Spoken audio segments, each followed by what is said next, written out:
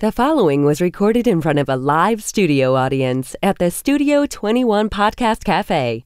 This is the United Podcast Network. Ladies and gentlemen, welcome to the Young American Podcast. And here's the Kid Constitution himself, Joseph Bemister. Hello and welcome to the Young American. I'm your host, Joseph Bemister. We are live from the Studio 21 Podcast Café.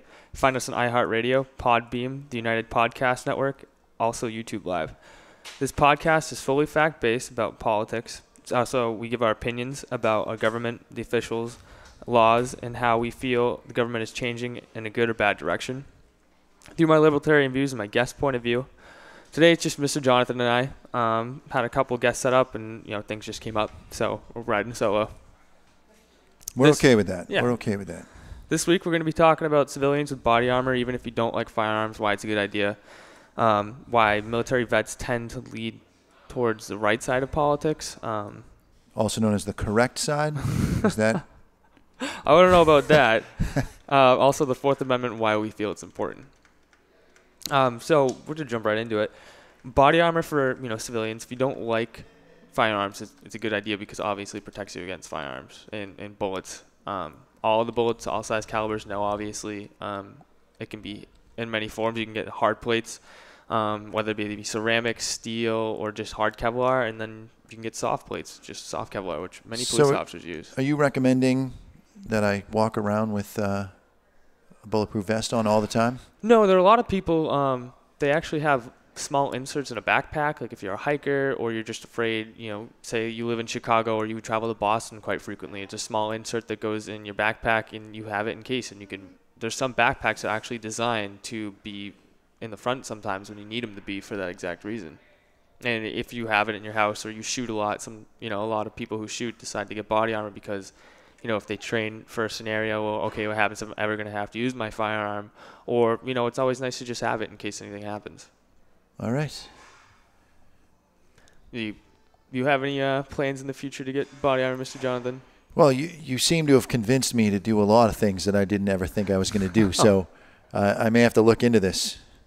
Yeah, it's. I'm not committing yet. Not committing yet. I'm looking into it. Yeah, I mean, I have hard plates just for fun. Sometimes, a lot of people work out with them. The workout, I believe last month was the Murph, and a lot of people, they put on 25-pound vests that were either weighted or actually wore body armor in them, inserts, and they worked out with them. And it helps kind of give you a boost in the exercise or the benefit of the exercise. And, it's also, if you're just a good idea, if you're also super afraid of firearms. Like I said, again, backpack, they have inserts, special bags that are designed for this. This isn't just for people who like firearms. It's the perfect item for people who are afraid of firearms. I'm with you. Yeah. And then, vets, why we feel they kind of lead towards the right side of politics. Why do you think that is? I think because they feel more respected by the right side of politics. Being in the military, they're also, they feel that they fought for their freedom and they fought for the protection of the United States. And I feel that, they think and they look at the right side of politics, the Republicans, as they want to protect that and they want to conserve what we already have and they don't want to throw it away or breach our national security. I feel they're more respected by the right side as well. Well, I would make the argument too that the Republicans tend to want to, at the very least, maintain military power where it is. But a lot of times you see on the Republican side of things the push for growth of military. So it's kind of it's a little self-serving, I would say, if you're in the military or you're retired from the military, to lean toward the right side because it's better for your job. Yeah, that and, veterans, they shoot firearms their whole career in the military, whether it just be practicing if they never have to carry it while they're in the military, say if they're in the Navy or Air Force and they're like an aircraft mechanic, they'll still qualify for it, but obviously they see the importance of a firearm and they're taught the importance of a firearm. And I feel that, the left side of politics, they don't really respect firearms. They don't respect people that like firearms. And also if they have opposite views, they, seem to almost automatically disrespect you just because you don't look at things they do in the way they do. And I feel the military wants to be respected. I do seem to get an awful lot of crap from my liberal friends on social media in a less than respectful manner. And I find that I have differing views from my Republican friends as well, given that I lean libertarian, although I'm unaffiliated party-wise. I do feel that my Republican friends, at the very least, respect the fact that I have an opinion and that I do have the right to voice it. Yeah, yeah. I also feel, a lot of veterans aren't leaning towards the libertarian side of things too, because, being in the military, they like big government, they like, a big central power, and being libertarian, that's we don't like that. We would like a smaller federal government. We'd like more of the state governments to run what they want, and not interfere with our personal privacy and, how we want to do business or how we want to live our life without being interfered. And I think the military, a lot of them have just been told what to do their whole, career in the military, and they've been always taught that, the government's a good thing, that they lean more towards the right side of politics. I'm with you. Let's hopefully make this conversation, into an argument. The Fourth Amendment. What's your stance on the Fourth Amendment, Mr. Jonathan? You're going to have to remind me of which one the Fourth Amendment is. I'm sorry. The right to, basically refuse a search and seizure without a warrant. I'm definitely for that. I don't think you should be able to search anybody's property, personal or otherwise, without due cause. Getting a warrant. Yeah, we've been talking a lot about this in my law class. In New Hampshire, we're one of the only states that actually has more laws protecting the Fourth Amendment. Like, if you're pulled over in your car, if a police officer has probable cause in any other state besides New Hampshire, they can rip you out of the car and search you without a warrant. Now, in New Hampshire, no matter what, you need a warrant. Even if there is probable cause. The only exception to that is emergency circumstances. Say there's a minor that they see with an open container, or someone's choking in a car, or they feel like they're overdosing. They can rip apart your car and look for drugs. Well, at that point, doesn't it fall under the umbrella of within an arm's reach of a person? I believe if you are serving a warrant, as an example, on someone, to an arrest warrant, you can search the premises around where they could reach in an arm's length. That is the just the exception when they get arrested, not for emergency circumstances, whether Gotcha. it be if they're just choking or whatever and they think they're on drugs. Also, a warrant, I didn't know this, but a warrant can't just say, the household. It has to say a specific area and what they're specifically looking for. So if they are, say, looking for drugs and they come across illegal firearms, they have to apply for another warrant, although they can seize that evidence. They can seize the house more, per se. They have to get another warrant to obtain that evidence and make it legally found and use it in the courts, which I think is really important, because if for our freedoms at least, because Sure.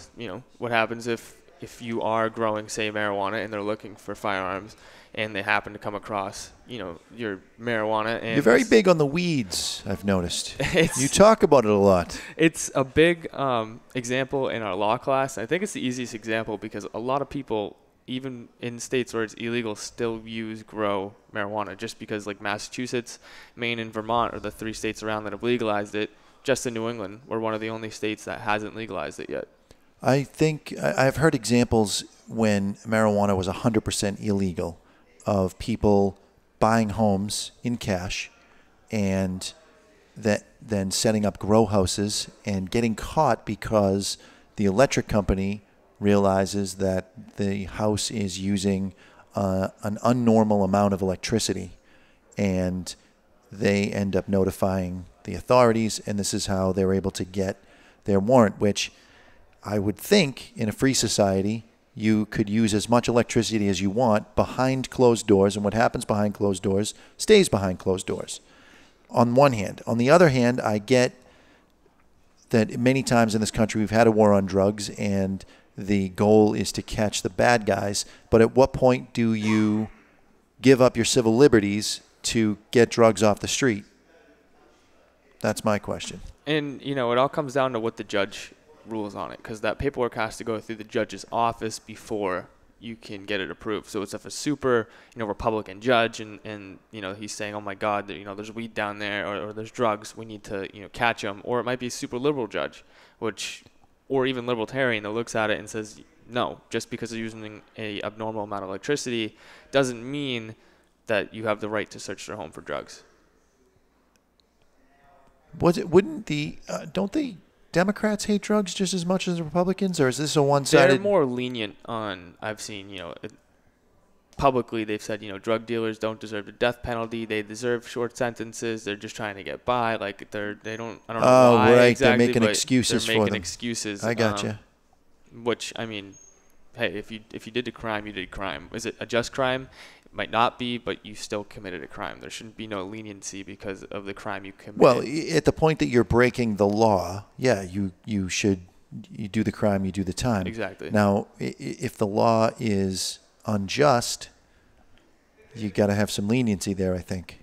Yes and no. I mean, for me, it's all what type of drugs for drug dealers. If it's opioids or something serious that can you can overdose on, go right ahead. But if it's weed, like, come on. It's just, in my eyes, it's just marijuana. It's used for medical use more than it is recreational use right now. And there's being research around the world showing that it helps. I understand that you're very pro marijuana, but in the 80s, when it was as illegal as cocaine, still is, just not on different states, level. Right? Yep. Different states have different rules, which you're for. If the person is growing marijuana in their home and it is discovered, you did the crime. Yeah, it's illegal. Now it's decriminalized slightly across the country in different pockets.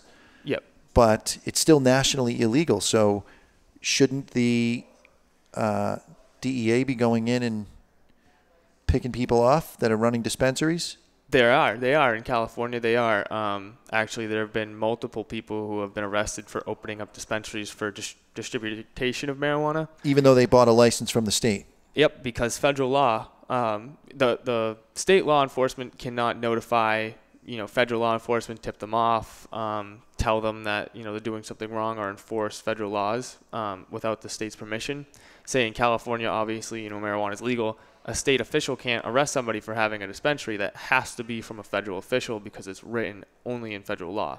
But in California law, they're not violating anything. It seems a little bit like a catch-22. And me being the conspiracy theorist that I am, how do we know California hasn't set this up so that they can just do a quick cash and grab from the dispensaries? It's hundreds of thousands of dollars for these licenses. Probably even more, millions. I'm pretty sure is how much the dispensaries push out. But just for the license, I'm not quite sure about. It's hundreds of thousands to get a license to sell. And then at least $100,000. And then the country can just come in, the U.S. officials can come in and just pluck them out and charge them. Mm-hmm. That's messed up. Yep, it is. And that's why a lot of people are fighting for the state's rights to reserve power, because although the federal laws, some of them are important, like pollution laws and things like that, like what chemicals you can buy, the federal foods, I think those are important, but that's really about it, like all public safety. For disease like CDC, I think those are important federal agencies, but the DEA contradicting California state law, I don't think is important. And the Obama administration actually cut down on its marijuana raids because, as you know, the executive branch has the right to enforce whatever laws it chooses are necessary and non-necessary, just because some laws can get outdated. And the Obama administration cut down quite a bit on the. Are you saying that Trump is anti-weed? I don't think Trump himself is, but his attorney general is. Gotcha. And he falls under the executive branch. So, and he also already said that he regrets picking Jeff Sessions, in that it's the right to the people to choose if they want marijuana legalized or not. I'm with you there. Yeah, and I mean. Yeah. So why don't we take a quick break, and we'll be right back with the young American, Joseph Bemister.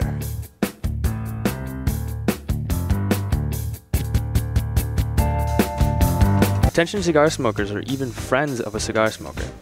If you're looking to relax with a nice premium cigar, or looking for a great gift for a cigar smoker, this is the gift that keeps on giving. Our friends at twoguyscigars.com have created the Cigar of the Month Club.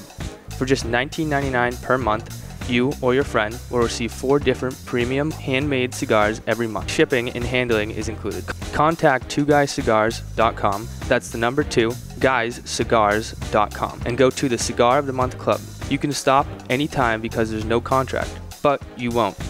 This is a tremendous deal for our listeners. Go to twoguyscigars.com, that's the number 2, guyscigars.com and click the Cigar of the Month Club. At the same time, if you want to learn about the cigars you receive each month, you can smoke along with them on their own podcast called The Cigar Authority. Sit back, relax, enjoy a nice premium cigar from our friends at twoguyscigars.com.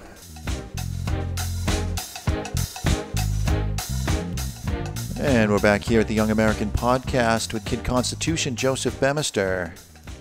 We're going to jump right back into the Fourth Amendment. There was an example today in our law class. We studied just the Constitution of New Hampshire right now, in particular their Fourth Amendment and how it differs from other states and also federally, but mainly state to state. And there was a ruling in the Supreme Court, I believe they said last December, on the New Hampshire Supreme Court. It was a 7-2 decision in favor of the suspects or people who brought up the case. A New Hampshire state police officer pulled them over on I-93. They were wearing puffy winter jackets. He observed an open container in the back seat and decided to pull them out of the car and search them. And he said that it was because, not only just because it was an open container, but they both were 21, so you couldn't really get them on that because it wasn't in arm's reach. At least that's what I was told in law class. They pulled him out because the passenger didn't make eye contact, and they felt that was weird because he had puffy winter jacket on in the winter and didn't make eye contact. Pulled him out of the car, searched him, found marijuana and I believe prescription pills in a Tylenol bottle, and charged him for that. And they went to the New Hampshire Supreme Court, and it was ruled an unjustified search because just, they're wearing a winter jacket and no eye contact doesn't justify searching. I'm with you there. Obviously he had drugs on him, or she. I believe it was a she, actually, and you can't do anything about that. You broke the law, but the reason why you were searched is a different story, and that goes to... Are you not allowed to take let's say you have a prescription for painkillers, you've got a bad back, you just had surgery, whatever the reason is. Are you not allowed to carry those pills in a non-prescription bottle? I don't believe so. I think you have to keep them with your prescription. Because your permit for those pills is on the bottle. Have the prescription, the piece of paper that gets faxed over to the pharmacy. The outside of the bottle really just tells you when to take it. Well, it says, it does have your name on it. Joseph Bemister and sure. Blah, blah, blah. And then the doctor it was prescribed from. Basically, it's just a license. It's like the script that says you're allowed to have it.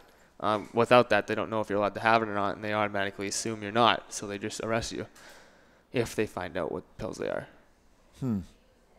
I don't like that. Yeah, no. Like I said, obviously, you guys know it's not just marijuana, it's all drugs in general and all property, especially firearms. Back to that. New York City actually did the patent search, stop and pat policy, New York City Police Department. And that was a violation of the Fourth Amendment right. I believe the Supreme Court ruled on that unanimously. It said it wasn't constitutional because what they were doing is they were just targeting people. He looks like he has a firearm. Does he have a bulge in his jacket? Would stop and search him. And they were, getting good results of stopping firearms and drugs in the street. But of course, unjust search, because you can't just search somebody because you think they have a weapon or because they look like they might have a weapon.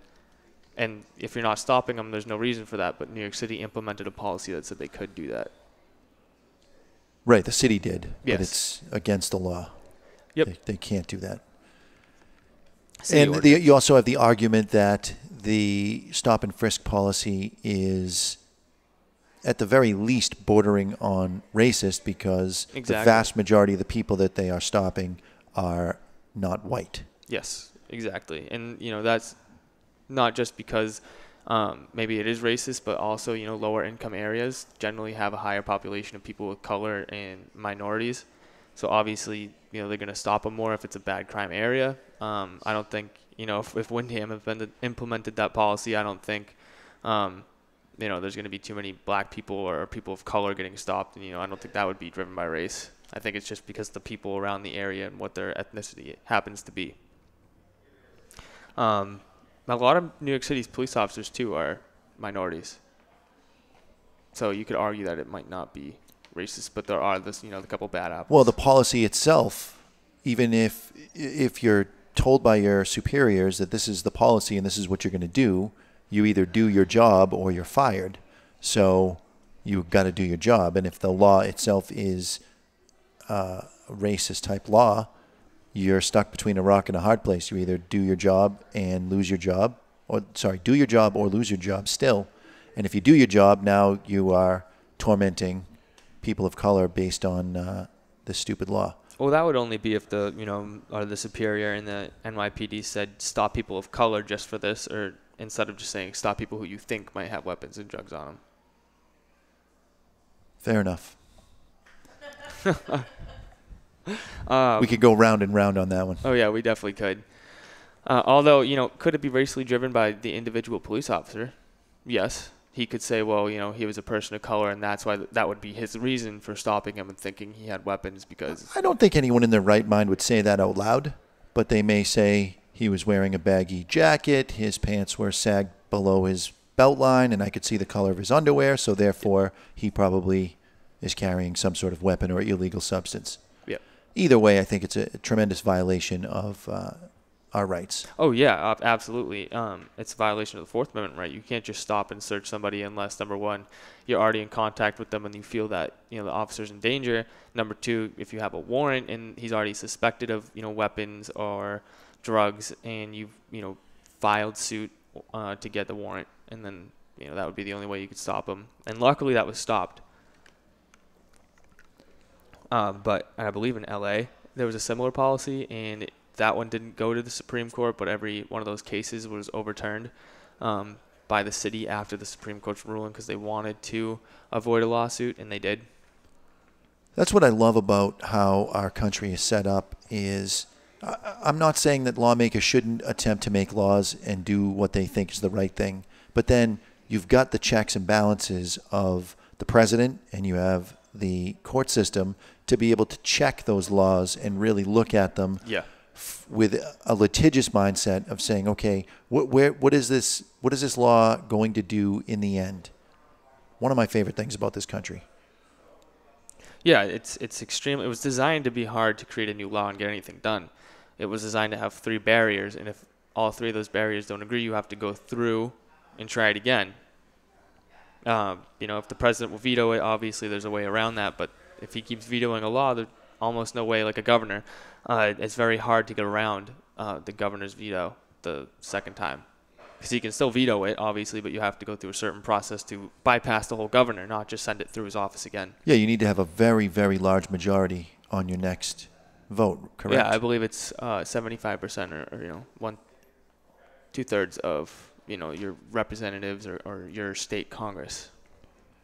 And obviously our country right now isn't going in a good direction, but that's because it's a 2-party system. I believe if there was more than 2 main parties, everybody would have to be forced to work together. It's true.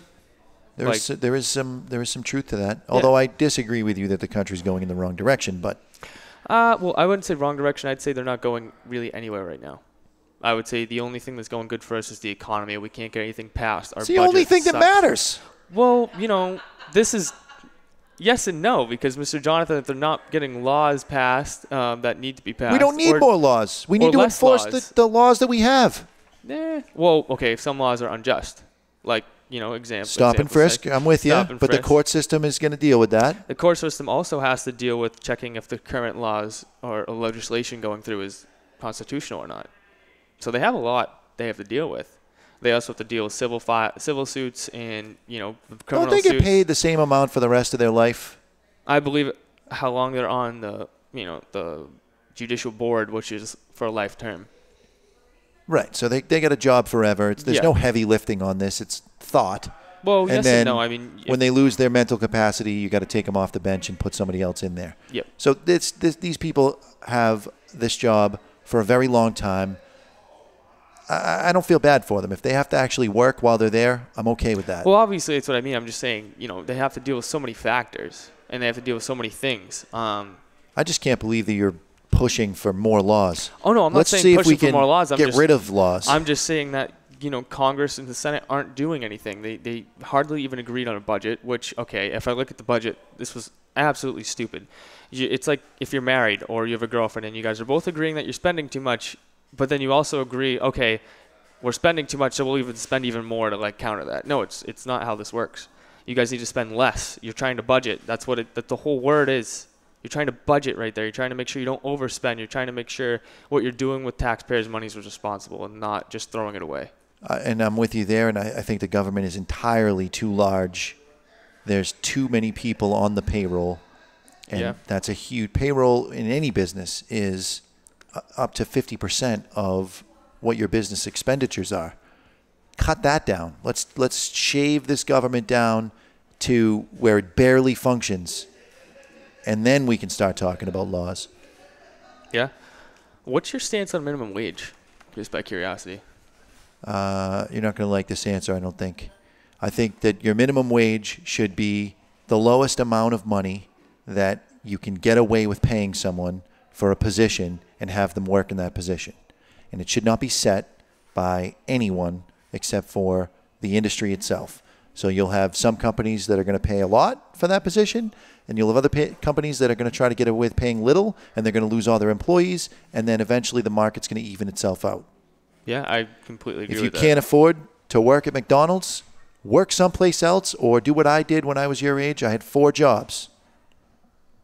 And then you can afford to live. You don't actually, my big thing was I took away all my time that I had to spend money because all of my time was taken up by working. So I had a positive cash flow, and that's how I did it. I feel like that's how it should be done. Yeah, that, and my stance on the minimum wage is, why should the government choose what's right for a job that might not be even worth paying that person for? Well, especially now, all of the fast food chains are switching over to $15 an hour. Yeah, but they're switching over to automated systems where you can because of the you can press a button. So you drop $2,000 on a computer that does the job of 3 people. Bye-bye, 3 people. Exactly. And now the business is going to make more profit because, again, they have less expenditure when it comes to payroll. Yeah, that, and I was looking in my economics class, and we were talking about the poverty rate today, and I kind of thought, well, these people aren't having any income. So if we take away the minimum wage, say there's a job that's for $15 an hour, we cut it in half, so it's $7.50. We can make a 1-person job a 2-person job just because you cut cost, and that means there's 2 incomes coming in a family. Now, are they even more? No, but the poverty rate can drop, and the middle class can grow, or the poverty rate can just drop, and the lower class can kind of grow a little bit more, just because there's more jobs, even though they're lower paying. Yes, still it's better than 1 person making double than 2 people making an equal amount in order to fight poverty. Even a high school job, like flipping burgers at McDonald's, you're getting $10 an hour right now, which is pretty good money for a high school kid or anybody. Absolutely. Well, I wouldn't say anybody if you're trying to make it like a livable wage, but high school kid. $10 an hour is a livable wage if you work 80 hours a week. Yeah, 80 hours a week. It's true. So your issue isn't that you're not being paid enough. The issue is you're not willing to work enough hours. That's true, yeah. Well, you look at it that way, yeah. That's the only way to look at it as far as I'm concerned. Or you can ask for a raise too. You can ask. Because the employer will pay you on what they feel that you are worth. Correct. Or they don't. You could be like my dad, and he could choose to pay me minimum wage for the rest of my life. Well, I would say in the case of your dad, we'll bring Brad's name into this. If Brad saw that you were putting 80 hours worth of work into 40 hours, he would probably pay you half again what you're making. So exactly. Let's say it's $10. He's going to save $5 instead of having 2 employees. He's going to pay you $15. He makes $5. You make an extra $5. Everybody's happy. Yeah. But very few people are willing to put 80 hours worth of work into a 40-hour work week. Those people also don't want to work 80 hours to have their livable wage, and I'm putting that in air quotes. You want to be able to live, you've got to be willing to work. Exactly. My humble opinion. Yeah, I think we kind of have the both opinion on it, which is more towards the libertarian or freedom side, less government interference. Because, absolutely. The government should be telling me or a business owner what he has to pay his employees. Now, a livable wage, what they feel that their employee is worth is one thing. And like you said, okay, one job's going to pay you $5 an hour, and the other job might pay you $10. So that company that's paying $10 is going to get more employees, probably more hard workers, versus the company that's going to be getting paid less. They're going to get lazy people, obviously, because it's a job that's not paying a lot of money, and they can't take pride in their work. Sure. Because they have nothing to show for it. Well, they have $5. Yeah, they have $5 an hour. I think that's it for today. All right. As always, guys, thank you for listening. We're live from the Studio 21 Podcast Café. Please like, share, and subscribe this podcast. Helps out a lot. This is the last episode until I can get sponsors or more support, which hopefully would be only, a couple weeks or so. I really hope to see you guys back. If anybody knows anyone that owns like an online retail store, online-based company, or even local to Southern New Hampshire, please email me with their email address, or have them email me so I can reach out and hopefully pick up a sponsor. Thank you guys. Hope to see you soon.